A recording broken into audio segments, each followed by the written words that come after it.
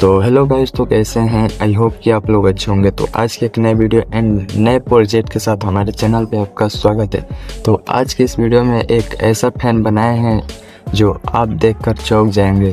तो आप देख ही सकते हैं इस फैन को। तो इसका क्या नाम रखूँ ये कमेंट बॉक्स में आप ही बताइएगा। तो चलिए इसे कैसे बनाए हैं, तो इस वीडियो में लास्ट तक बने रहिएगा। और हाँ, चैनल पे नए होंगे तो चैनल को सब्सक्राइब जरूर कर दीजिएगा और इस वीडियो को एक लाइक जरूर कर दीजिएगा। तो चलिए वीडियो की तरफ चलते हैं और कमेंट बॉक्स में इसका नाम क्या रखूं जरूर बताइएगा। तो चलिए इसे कैसे बनाएं वीडियो के थ्रू बताते हैं।